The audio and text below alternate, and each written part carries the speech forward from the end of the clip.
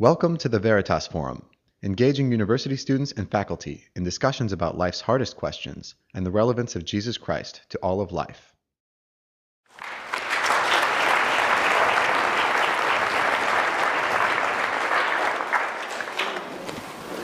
It's a pleasure to be with you tonight. Well done to, and thank you to all of the sponsors, particularly the physics students.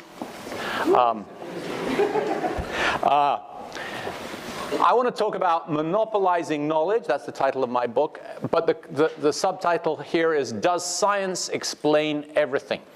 You might not have heard this expression, scientism, before. What is scientism, you might say?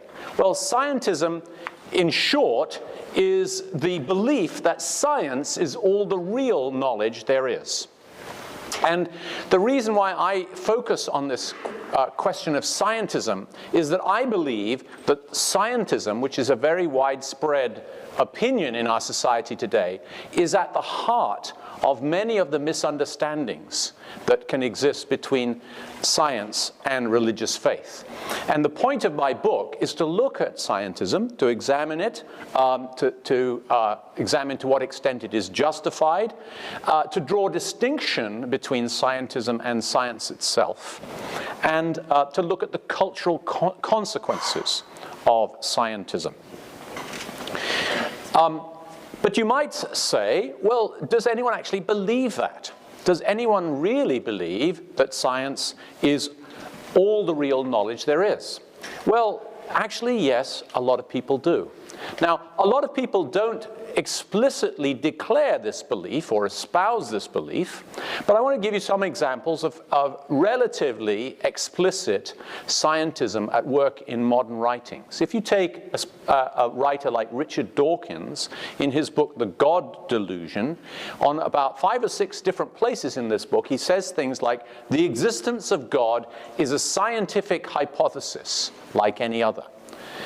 And so he's implicitly adopting a view that science is competent to answer all questions.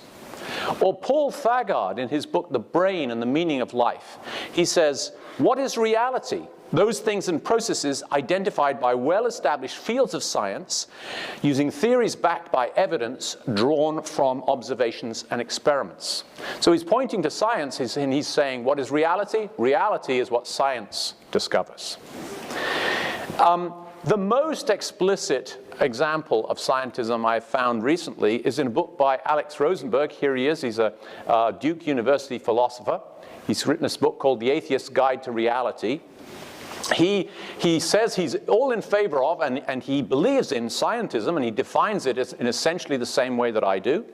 And then he says, science provides all the significant truths about reality.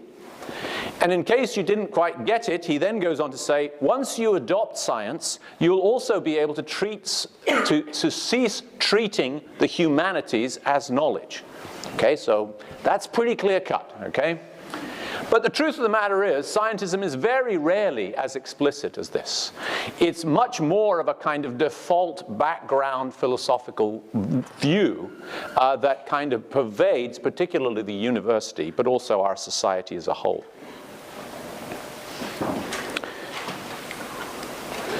What I want to talk about today is going to come in 3 parts, roughly speaking. First of all, I want to talk about what science is. What are its methods and its competence. Secondly, I want to explore what scientism is and how it is, in a certain sense, a distortion of science into what effectively becomes a religious worldview. And then I want to draw some contrasts between Christianity and secular scientism. So, first of all, what do we mean by science? One reason for misunderstanding this question of science and scientism is to do with the meaning of the word science. And if you look to the Latin derivation of the word science, which comes from scientia, scientia just means knowledge. And once, long, long ago, the word science simply meant any systematic system of knowledge.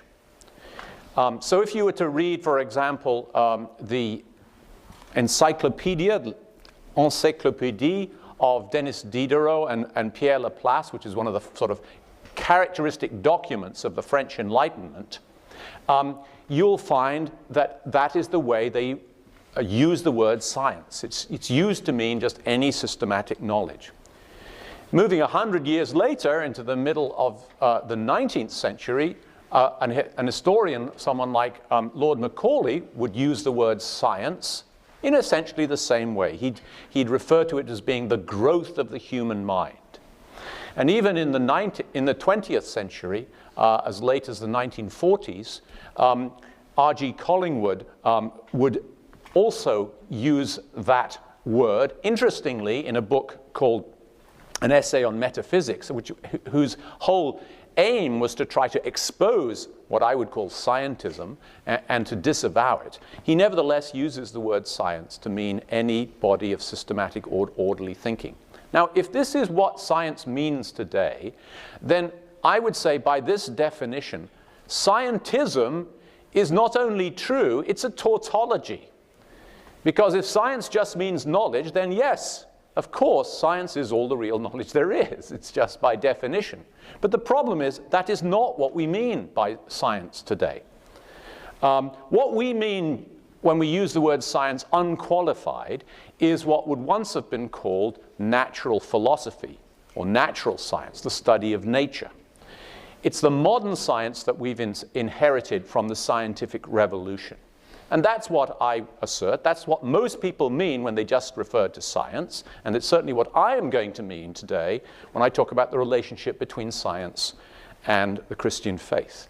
Because if we talk about science and religion, we're not talking about reconciling, let us say, the latest economic theories with Greek mythology. No, we're talking about the compatibility of Christianity or some major religion like that with a modern understanding of physics, chemistry, biology, geology, cosmology, and things like that. So science and faith, I would argue, is a burning issue in our society today, precisely because natural science, what I mean by the word science, unqualified here, has enormous epistemological prestige. People believe what they're told by scientists. And that's associated with an enormous trend in our society.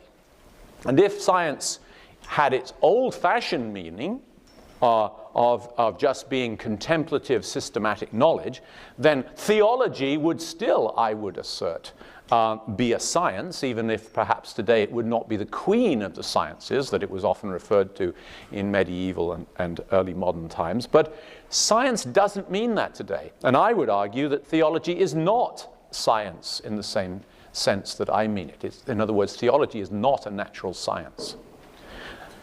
Now, what is science? Well, we better get a bit more specific about this. Many people would say, well, this is more or less unproblematic. Science is just the study of nature.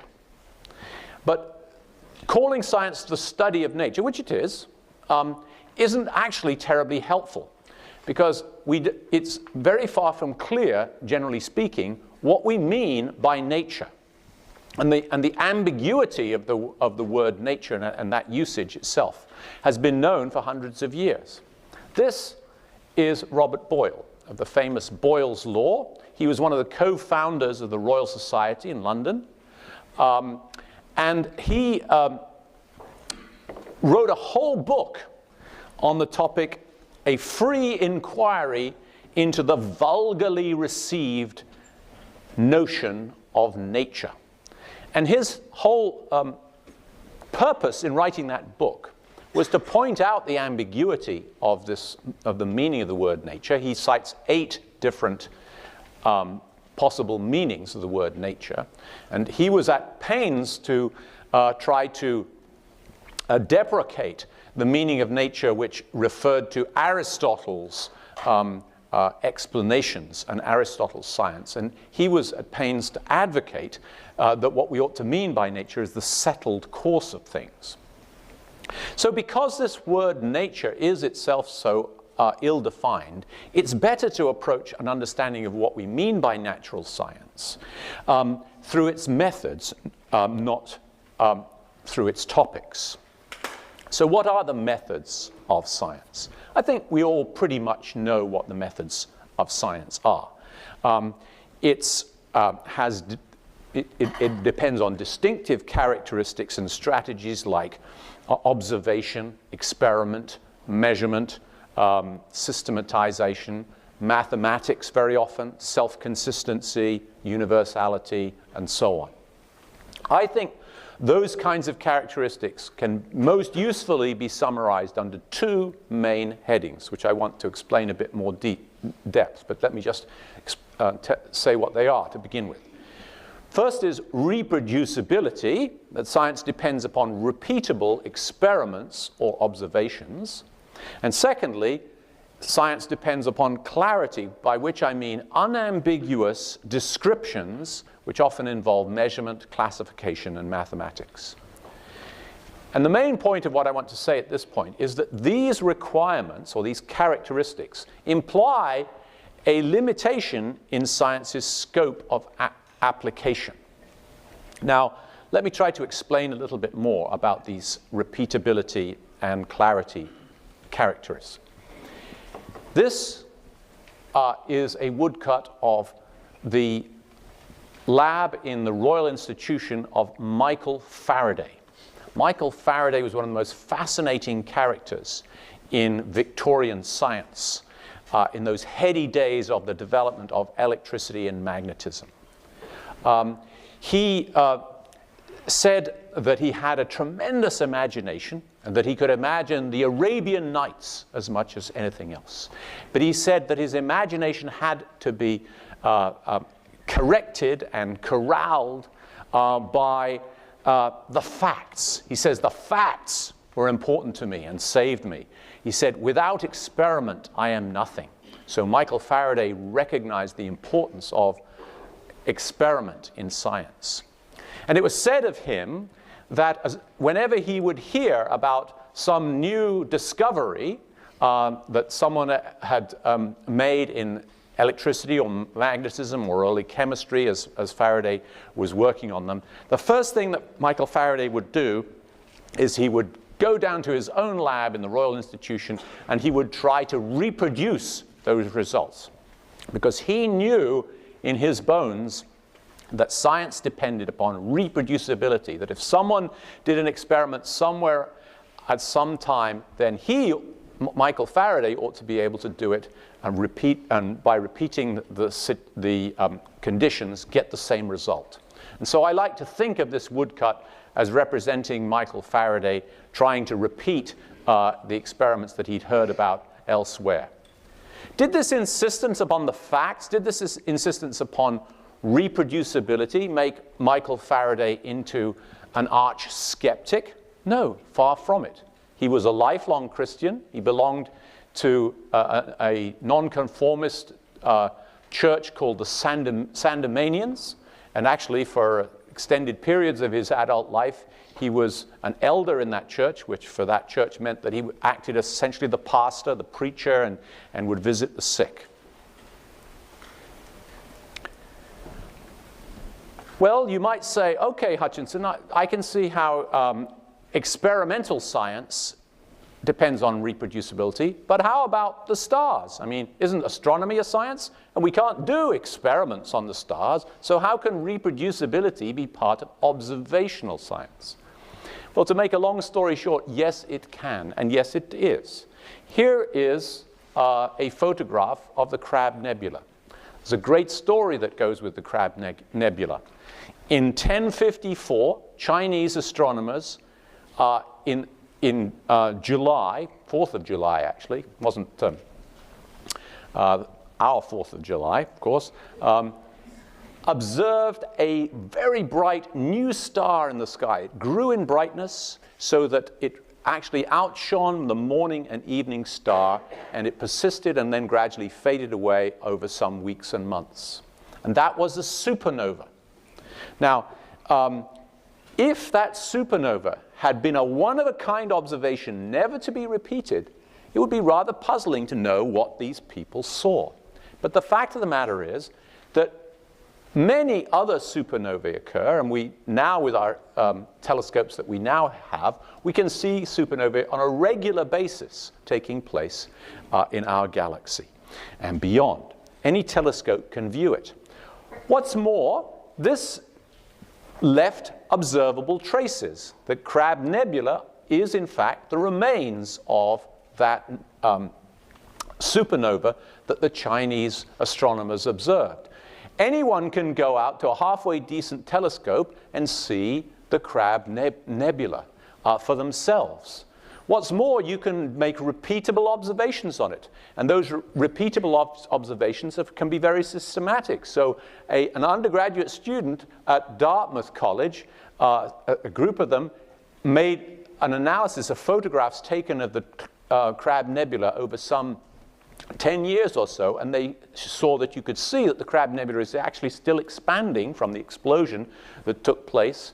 And if you trace back, if you take its velocity and trace it back to when it must have all been together in one place and ask when that was, the answer is mid-11th century, fully consistent with the history that we know about the Crab Nebula. So what's the point? The point is that reproducibility of observations is just as important as it is of experiments.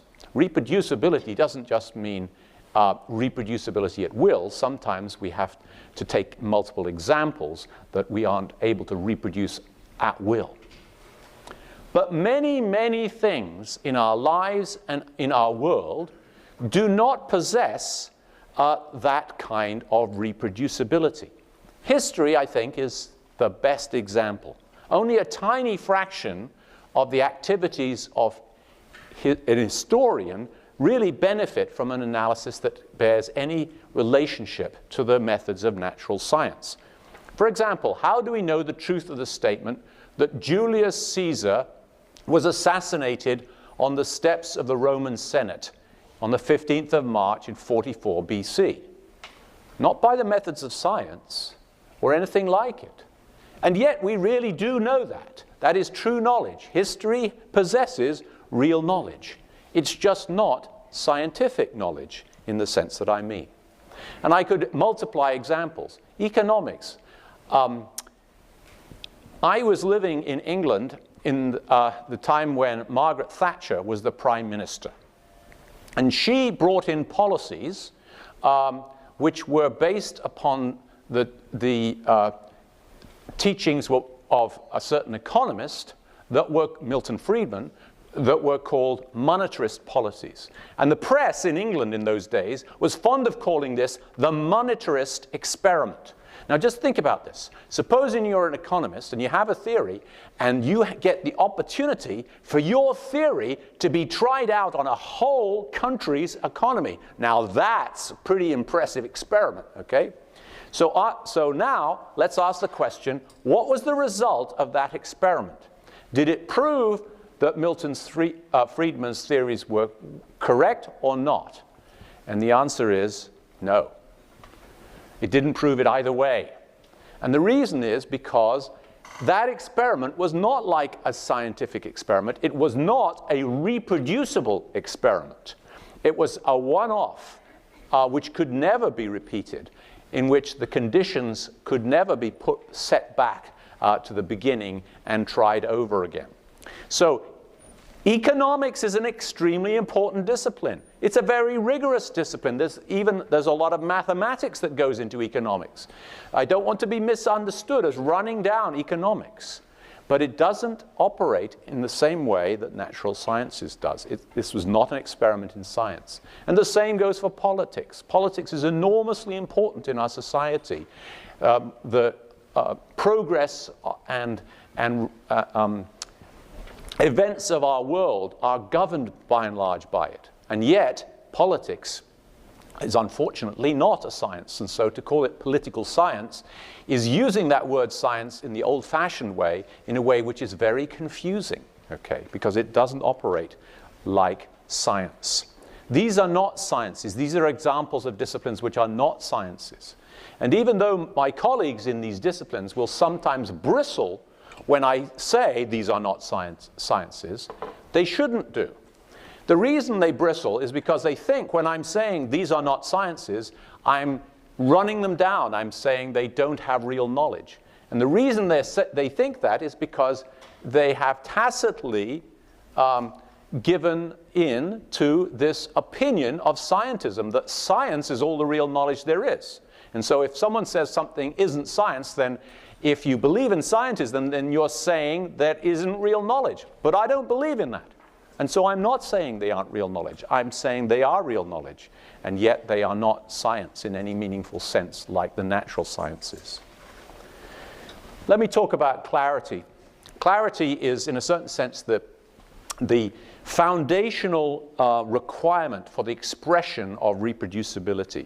The results of a scientific experiment have to be able to be expressed in unambiguous terms. Otherwise, you can't tell whether you've got the same answer as somebody else somewhere else at some other time. And so this leads us very often in the sciences, this search and striving for clarity, to measurement. Measurement is a way of reducing the descriptions of nature into numbers and mathematics, which provide us with perhaps the most clear way of expressing our results. Of course, the whole process of measurement isn't just mathematics. It depends on other things. For example, units, extremely important. This is a photograph of one of the copies of the International Kilogram. The kilogram, the unit of mass, is the only unit left in our SI system, in our international system, where the unit is defined in terms of an artifact, an object. The other units in our physical systems these days are defined in terms of phenomena, wavelengths or oscillations, the speed of light and things like that. So measurement is not just mathematics. It's a very vital part of science. It's a way of getting clarity.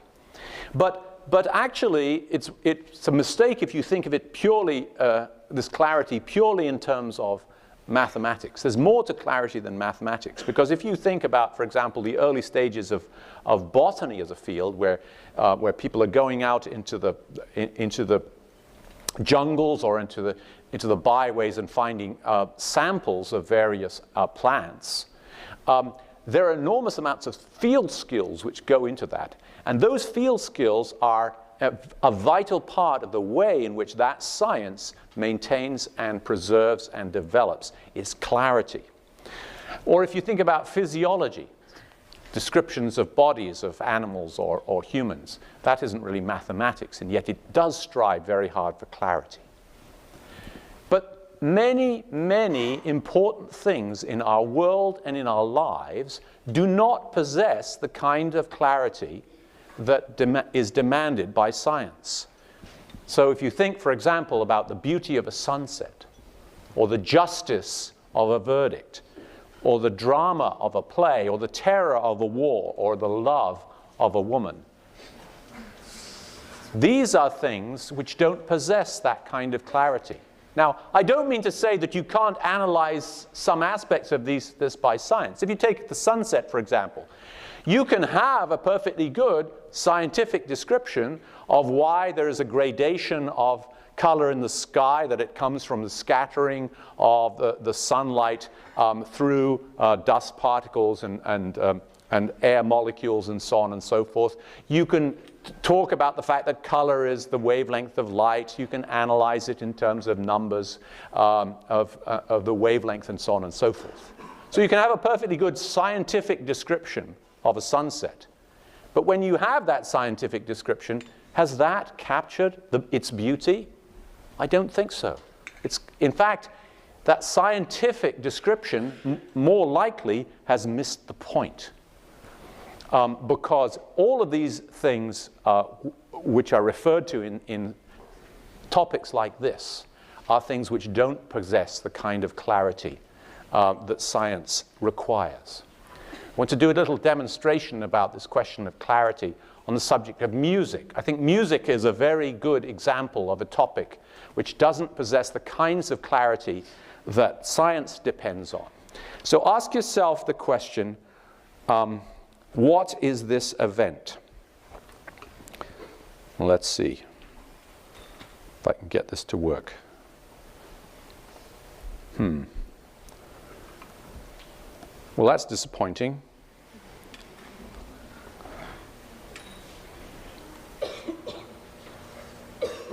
Right. That's extremely embarrassing. I think I've crashed my computer.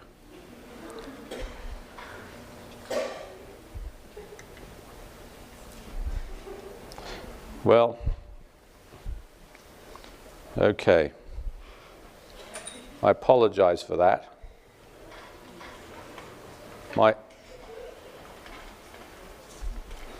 Isn't it horrible when that happens?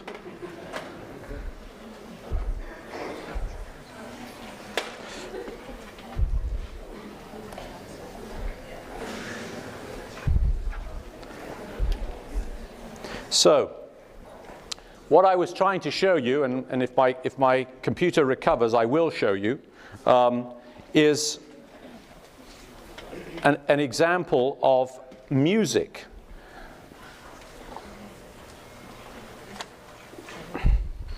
I'm going to try it one more time. Well, I won't try to run the music, so that's disappointment. This is an event. So what happens? I'll just describe what happens. What happens is this young lady in the middle crashes these two cymbals together. The guy at the back, who appears to have a great big hammer, crashes it down onto an anvil. And this is all taking place in the context of a symphony. Okay? This is Mahler's Sixth Symphony. So the question is, in that event, sorry about the demonstration breaking, what has happened? A scientific description of that event might say, okay, we have two circular discs of a mostly copper alloy that are brought sharply together. Their edges interfere. Sound waves are generated, or perturbations are generated in the electrons at the surfaces of those alloy elements. They transfer the momentum to the atoms and the molecules of the material. They propagate through the brass, and they couple to the air, and they propagate out as sound waves. That's a perfectly good scientific description of the event that I failed to play for you. But of course, it misses the point. The point is not the crashing of brass together. The point is that she's playing the cymbals. But it's not only that, so that's a true statement. The scientific description is true. It's also true that she's playing the cymbals. It's also true that she's part of a symphony orchestra, as is that guy at the back, who's going to hammer the anvil. So there's a bigger picture here. They're part of a symphony orchestra. But even that's not the whole story. The story is they're playing a piece. They're playing a symphony by Mahler, okay? But even that's not the whole story. There are people in this audience who are listening to this music, and this is perhaps the most significant thing, is that music's meanings are not even present in the scientific description itself in isolation. They are only elicited in the interaction of the music with the listener themselves. So each listener has a context that they bring to the listening to that symphony that is part of the meaning of that. And all of these things bring in enormous ambiguities. And so to make a long story short, the ambiguities are an important part of what's going on here, and ambiguity can't be expressed unambiguously. This is Jacques Monod, who was a Nobel Prize winner, biologist in the 1960s and 70s.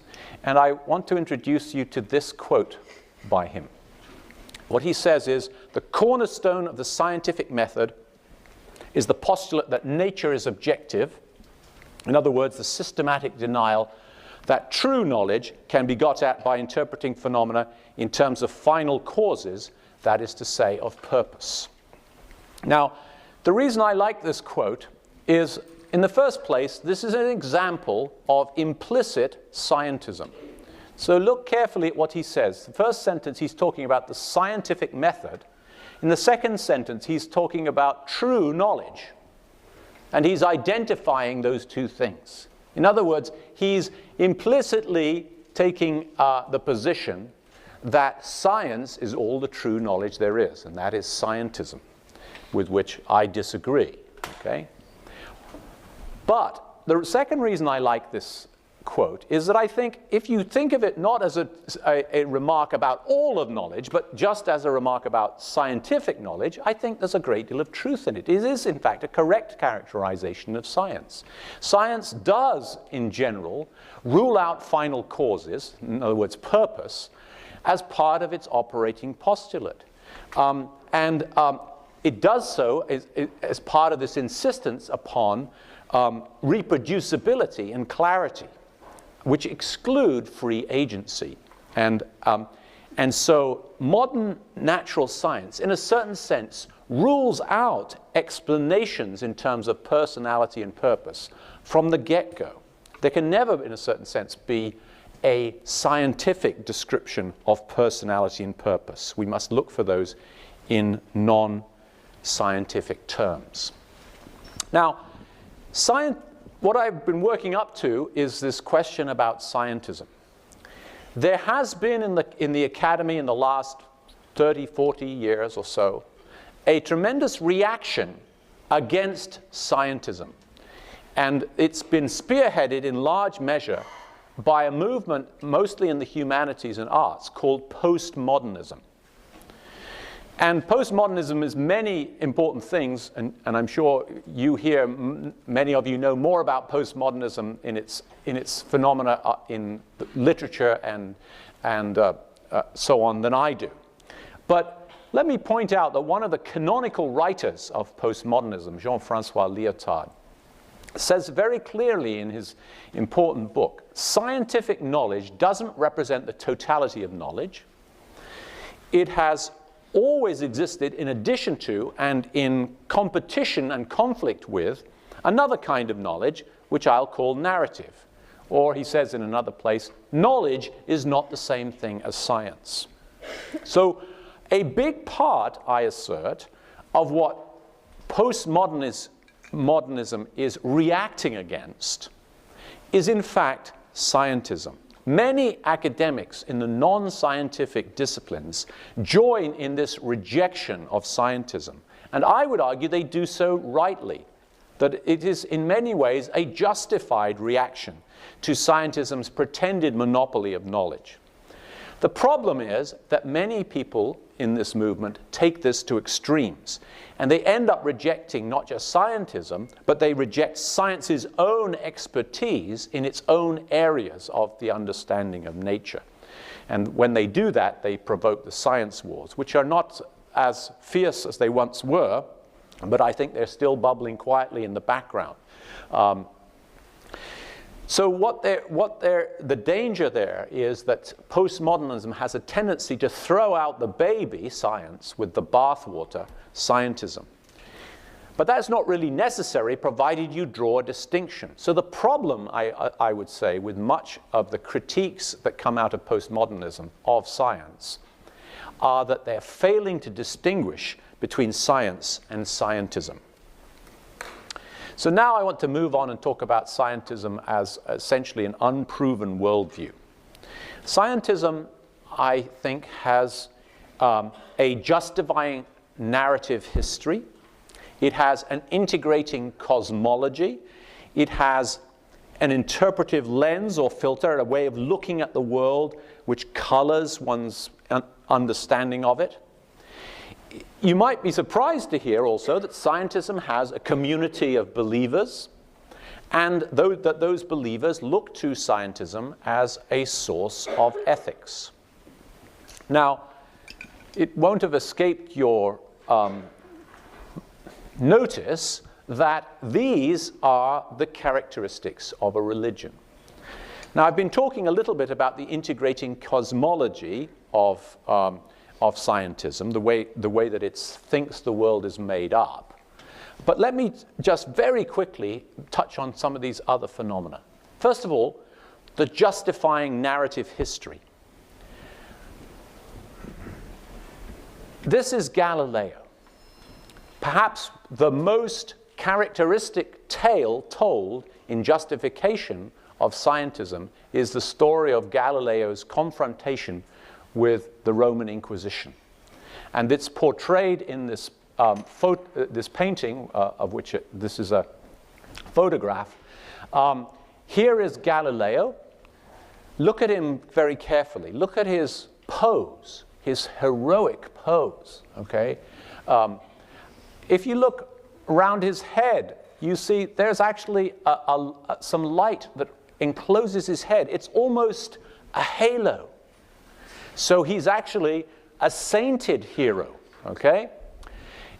There are many other things about this painting that one could go into. If you look carefully at this painting, you see that it seems as though almost all of the light in this painting is coming from Galileo himself. He is what is illuminating the Roman Inquisition here. This is a painting with a purpose. It's supposed to show, in its own way, this story that has been promoted, that science has always been at war with theology and with religion, that science has been held back by the vested interests of religion, but eventually, by virtue of its heroes, has overcome and spread light and knowledge to all of humankind.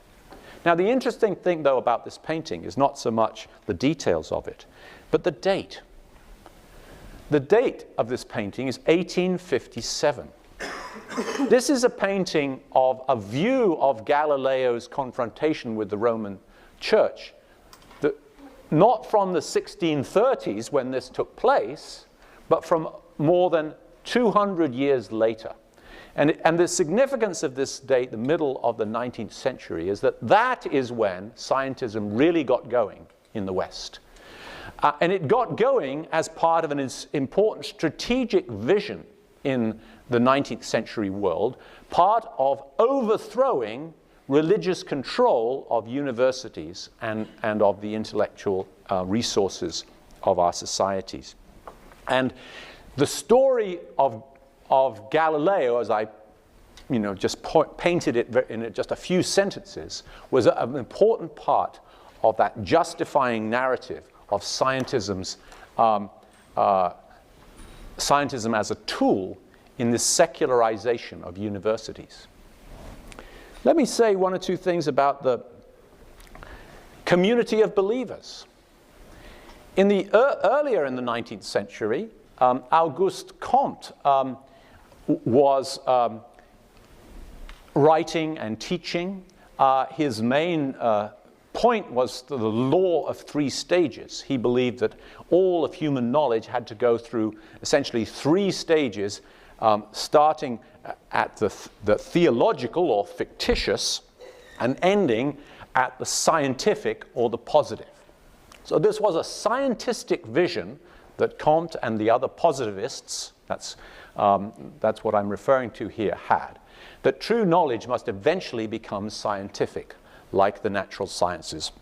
And Comte thought he was in the process of bringing this to pass for sociology. But the thing I want to draw attention to is that Comte's positivism turned into an organized religion. It was called the religion of humanity. It had a hierarchical priesthood, public services of commemoration, daily prayers. It had 9 different personal sacraments and 81 annual festivals. So in fact, it had all the trappings of religion, not even leaving out churches. Here's a positivist temple still standing in Brazil. This question of looking to the worldview for ethical guidance and meaning has been very much part of scientism's influence in our society. Perhaps the best known types of such ethics are various forms of social Darwinism. I won't say much about Herbert Spencer.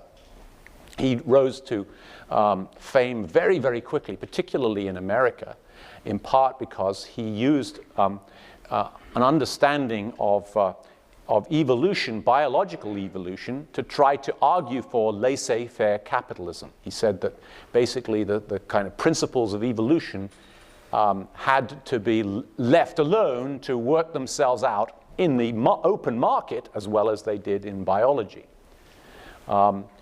Eugenics was a different movement. In fact, in a certain sense, it was an opposite movement. Eugenics said, no, the evolution of society shouldn't, and of humanity shouldn't be left alone to follow its own course. We need to help it along. And yet, even though it grew much more slowly, it acquired an amazingly wide support, never uncontroversial, but always controversial. And so here's a famous statement that I won't read out in support of eugenics, which I think most people would be shocked about today. But these sorts of statements came not just from, wild rednecks. This was a statement by a Supreme Court justice. Now, the civilized world recoiled in horror at the outcome of what eugenics brought in terms of the Nazi Holocaust. And that was, I think, a very good thing. But it wasn't so much longer, wasn't but a few decades later, that these types of attempts to derive morality scientifically came back into popularity. So that, for example, E.O. Wilson, in his book, particularly Sociobiology, which was essentially applying some of the analogies of social insects to humans, tried to bring back these kinds of arguments. Wilson arrives actually at opposite conclusions to the eugenicists. He says we should allow diversity to flourish, okay? And that's, of course, in much more in harmony with the way we think today than eugenics was. The problem is that it's no more logically following from the observations about biology than eugenics was. Basically, the problem is that all of these arguments can be twisted to support practically anything that you want. So they're not really a basis for a stable ethics. So scientism and Christianity, I'm going to say, as clearly as I can, are in fact incompatible. And the reason is that scientism, the belief that science is all the real knowledge there is in fact a rival worldview. Effectively, it's a kind of religious view. But religion, or Christianity, is not the only thing that scientism is incompatible with. Scientism is incompatible with lots of other non-scientific disciplines. And so it doesn't really bother me terribly much as a Christian when I assert that scientism is incompatible with Christianity. I think that science and Christianity are not incompatible. And I think that if you distinguish science from scientism, then you're able to see the most important thing, which is that scientific and non-scientific descriptions can be simultaneously valid. In other words, you can have a scientific description, let's say, of the symbols, that one was crashing together, but that doesn't invalidate all the other higher level descriptions that I also gave you. And the same is true in many different areas. And by the way, this is not just a reaction on the part of religious people who need to find a way to make sense of their religion in relationship to modern science. This is an attitude which has always been there in religious viewpoints. If you read the Bible, it's full of a recognition that there can simultaneously be natural explanations of some events and also deeply spiritual meanings of those events. What's more, this is an attitude that is compatible with the advocacy of Christians over history. Many of the great scientists of history were Christians, and they tended to advocate the view of so-called the two books view, that God has revealed himself through the book of his word, which is the Bible, and the book of his works, which is nature. And that those two books can both be read in order to discover something about God. And also this attitude of scientific and non-scientific descriptions being simultaneously valid is, I would argue, philosophically necessary for any non-scientific discipline, regardless of religion. So let me draw things to a close by trying to contrast two worldviews or viewpoints. I think it's fair to say that the most widespread view in the secular university and secular society as a whole is that there is no reality beyond what is discovered by science, and that there is no good or authority higher than the freedom of the individual. Now, Christians would acknowledge that both science and freedom are good. But we take a different view. We believe that both the deepest reality and the highest moral good or authority are to be found in loving relationships. We believe that this universe was created by a God whose nature is love expressed in relationships, and that humans find their truest fulfillment by entering in freely into a loving relationship with God and with one another. Now, we look around us and we see that all is not love. There's a great deal of alienation, anger, strife, war, and pain.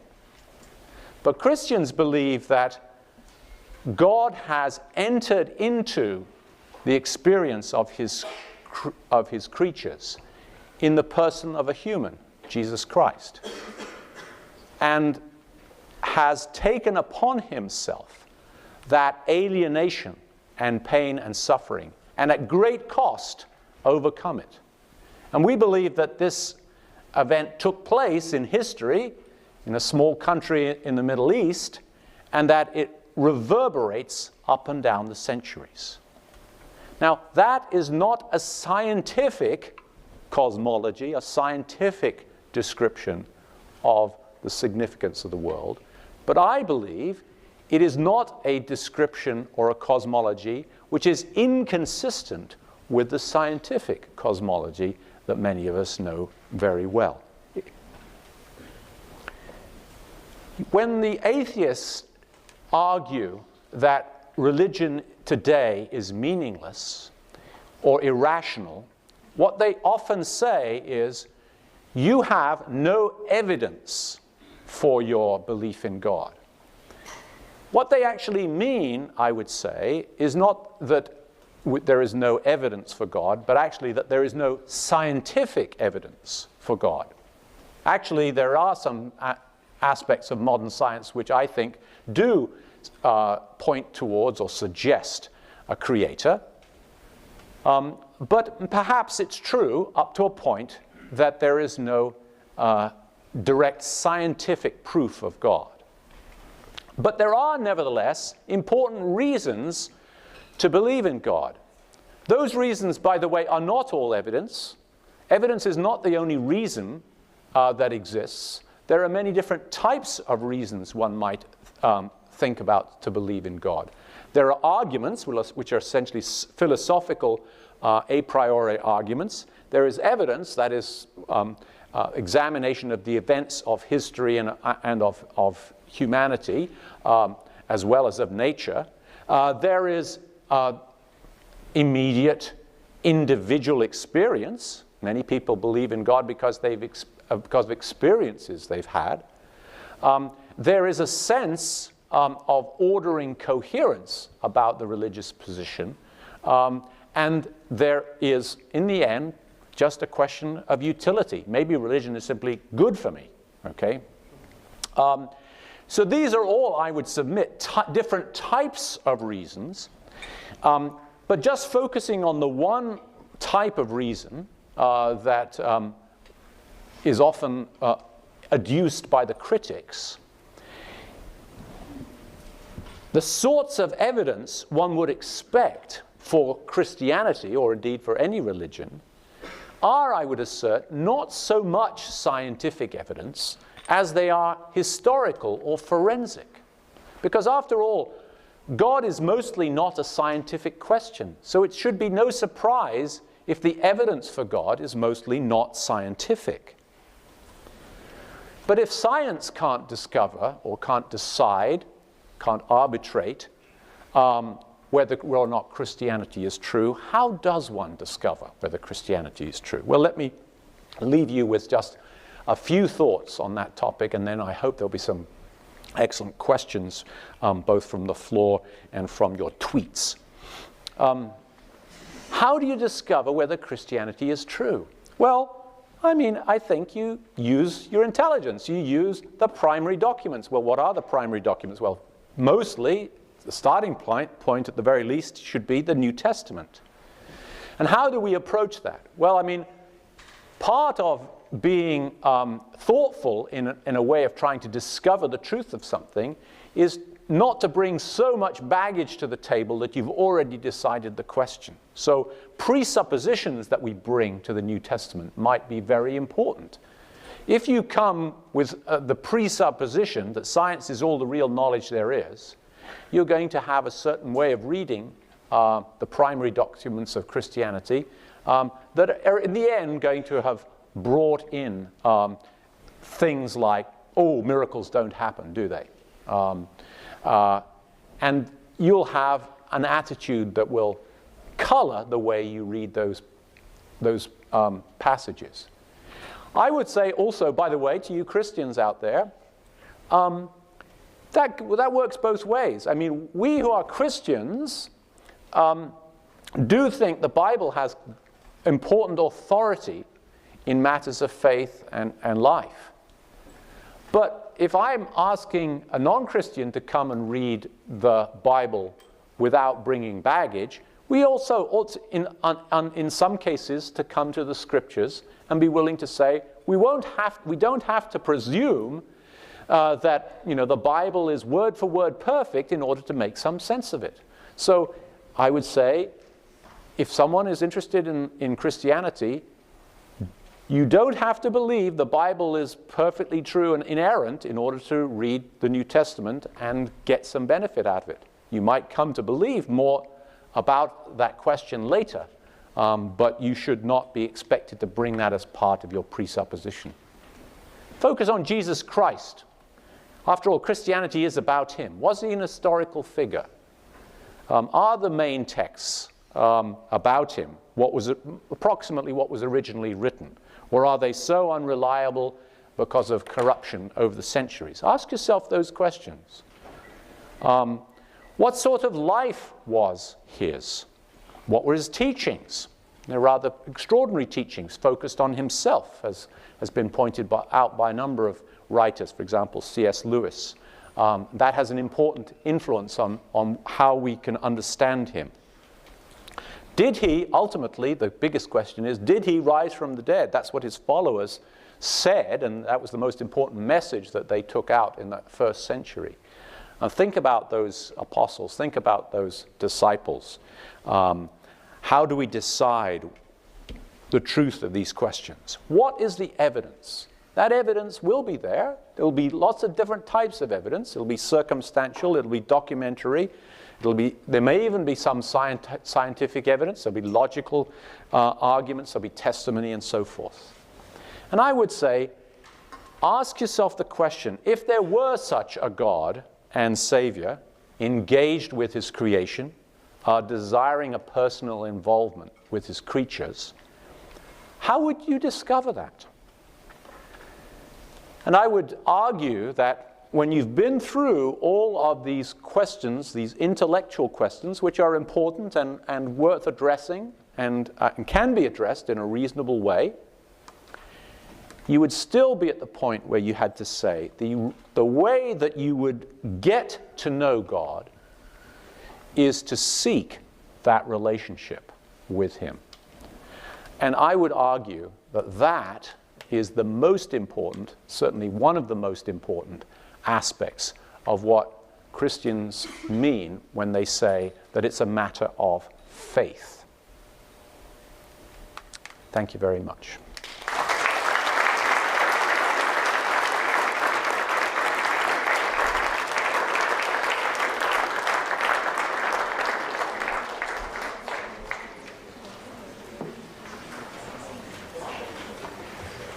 Over to you, Greg. Thank you, Ian. Okay, well, now we have some time for questions. Let me just make a brief announcement before question time. I think most of you got one of these 60-second survey cards as you came in. Please take a minute and fill it out if you can. And we won't use it for any kind of spam, just an opportunity for you to have a chance at the iPad and also to find out your experience of tonight. So I think we have some microphones that a couple of ushers are holding. And if some of you want to raise your hand and frame some questions, we'll go with that. I'm going to start with one of the questions that was sent to us electronically as in the lead up to the event, and then we'll start taking questions from the floor. Actually, kind of two questions that are essentially the same that I'll ask together. And that is, what classifies as an illegitimate way of knowing in terms of understanding the world, if science is not the only means of legitimate knowing? What constitutes an illegitimate way of knowing? How do we, so is the Another question... person asked essentially what seems to me to be the same question. If science is not the only legitimate way of knowing, what criteria should be used to discern illegitimate ways of knowing?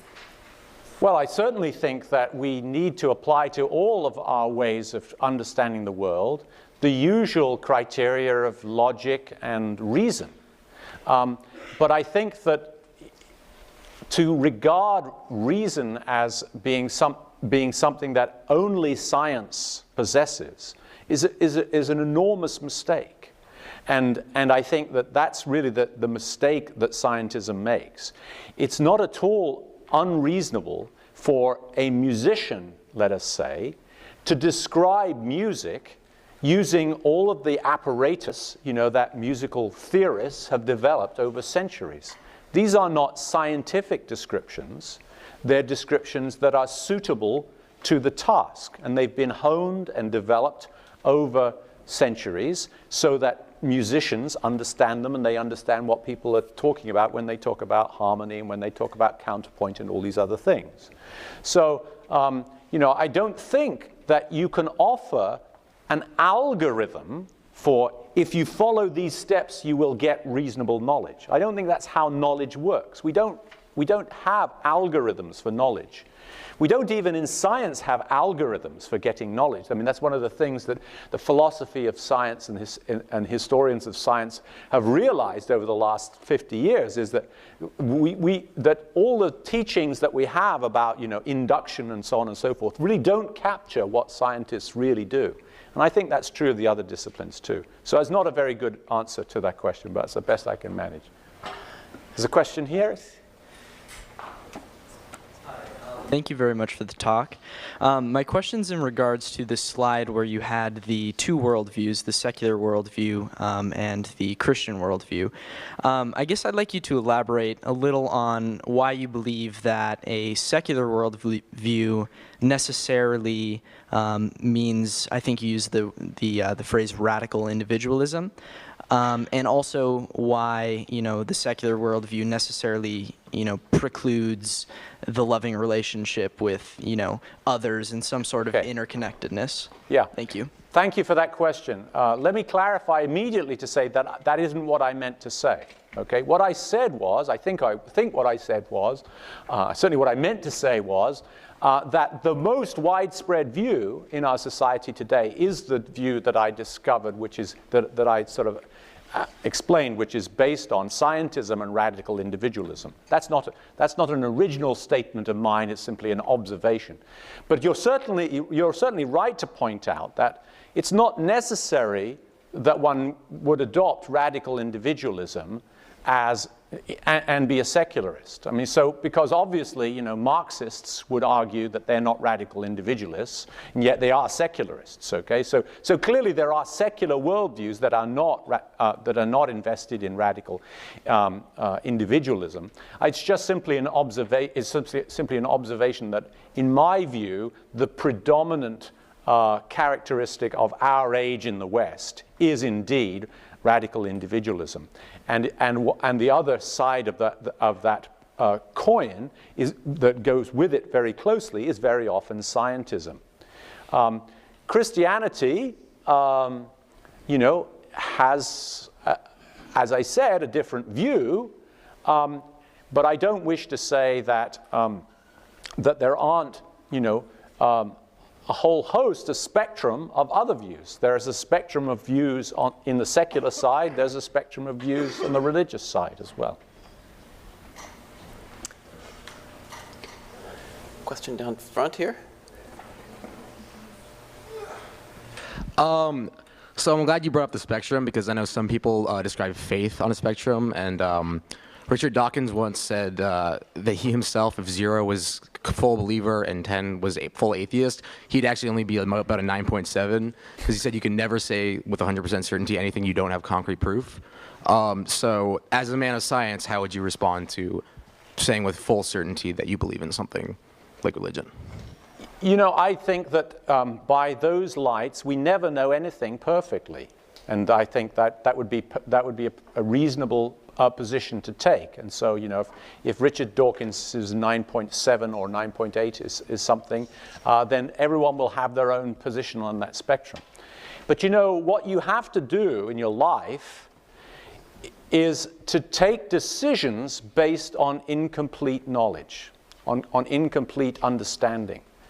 Every day, every moment of our lives, we're making decisions on the basis of incomplete knowledge. Many of those decisions, you know, are trivial and unimportant, okay? Others of those decisions are life-changing and will determine where we end up. And so I would argue that however complete or incomplete our knowledge is, we are obliged, by virtue of being the creatures that we are, to make decisions and to act on them. And I would argue that faith is bound up with that necessity to act. So Richard Dawkins actually does act on his 9.7, you know, on a scale of 10 belief. So he goes out and tries to persuade people that he's right, okay? And in a certain sense, that's a consistent position to have, consistent with his beliefs, okay? But I would argue that that is, in a sense, no more principled than a Christian who says, I am, you know, I guess we're down the bottom of the scale, are we? We're sort of 0.3% uncertain, okay? I'm convinced the other way, and I'm going to act on that conviction.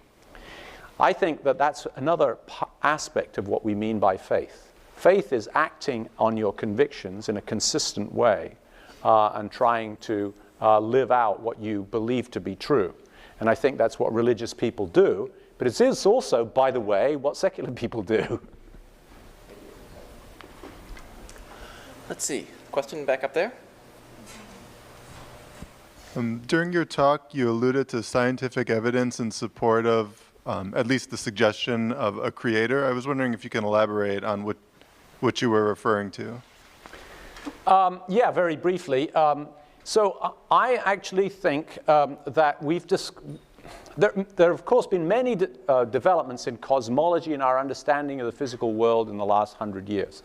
I think many of those developments have actually undermined the old objections to the Christian faith and to religion generally. For example, once upon a time, let's say in the time of Boyle and of Newton, people thought that the world was basically deterministic, that if you knew all the equations that govern the universe and you knew all the starting positions, the initial conditions, you could just essentially calculate forward and everything would be determined.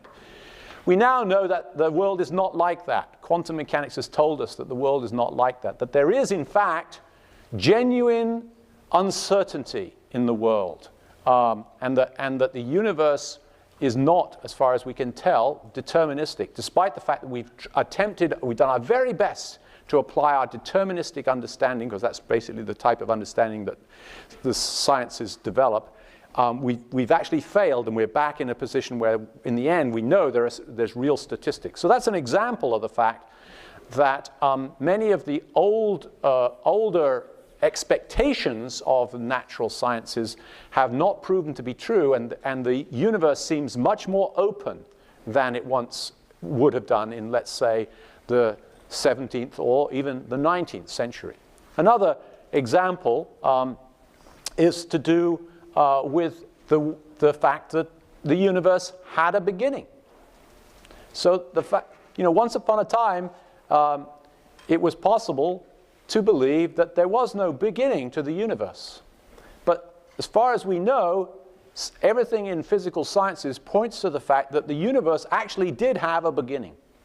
That's consistent with the Judeo-Christian perspective on the world as a creature, as a creation. There are many other kinds of examples. I don't want to put these forward as proofs of God. I'm not arguing that they are proofs, but I think they are hints. They're suggestive that actually some of the ways that Christians and other religious believers have thought about the world make, if anything, more sense today than they did 100, 200 years ago.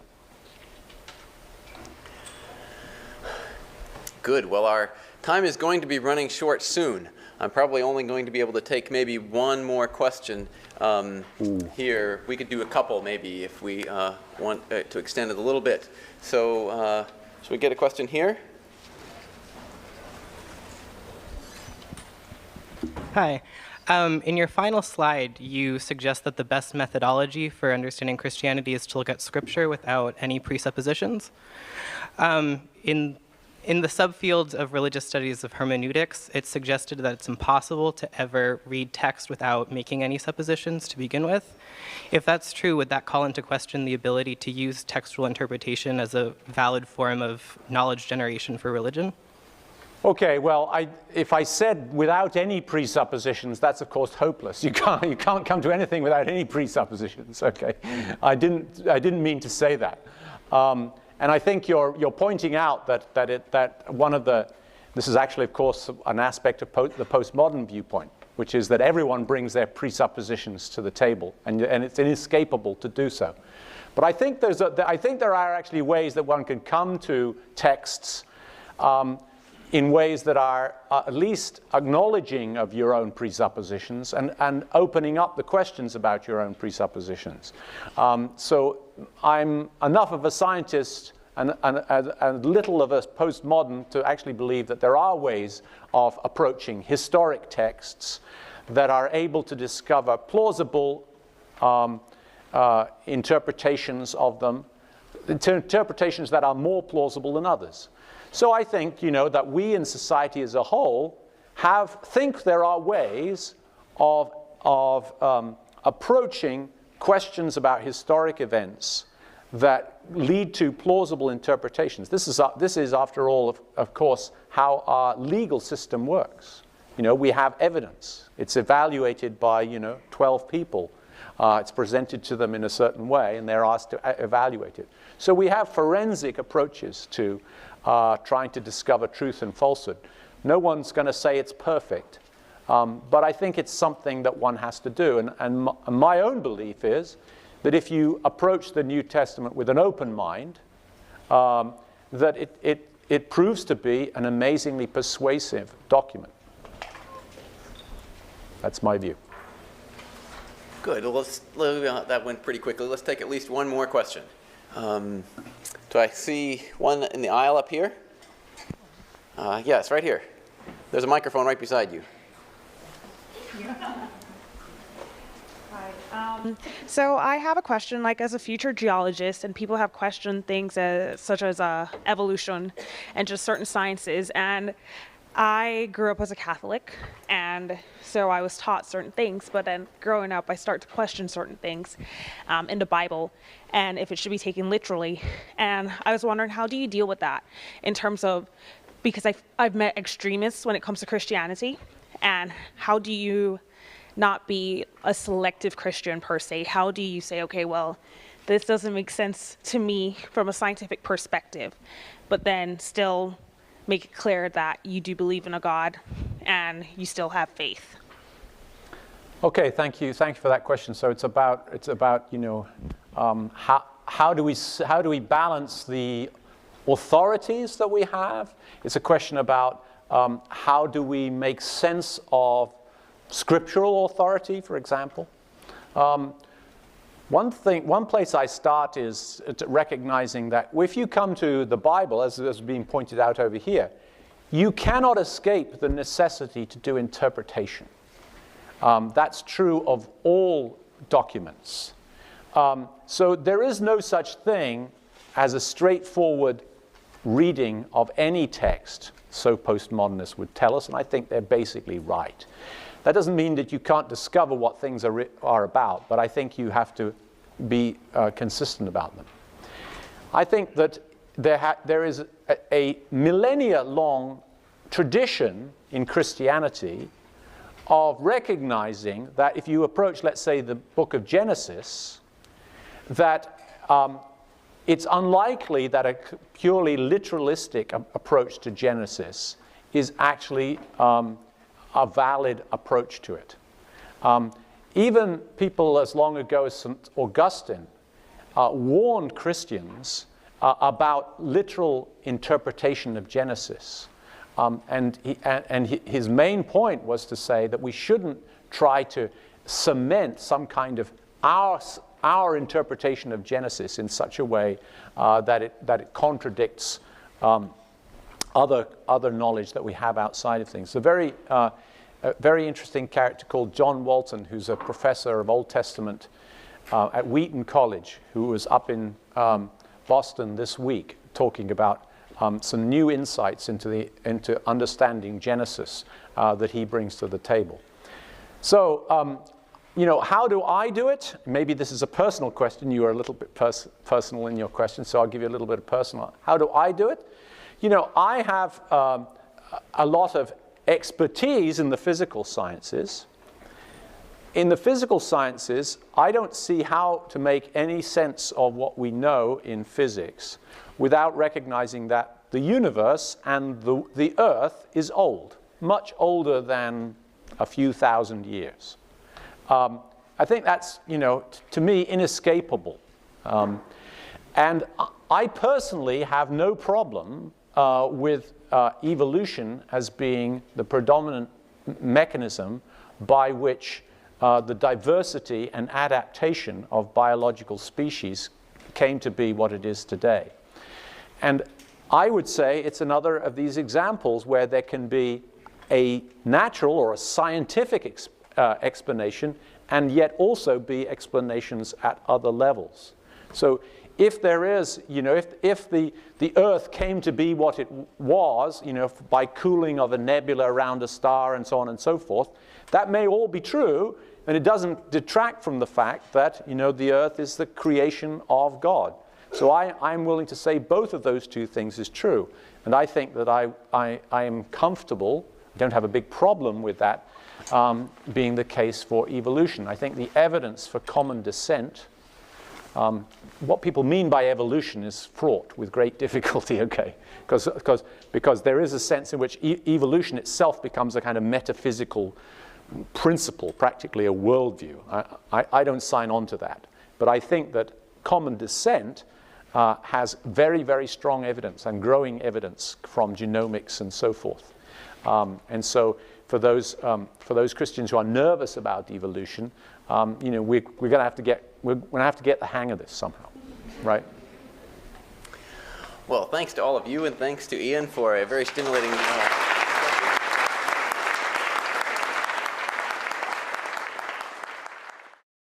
For more information about the Veritas Forum, including additional recordings and a calendar of upcoming events, please visit our website at veritas.org.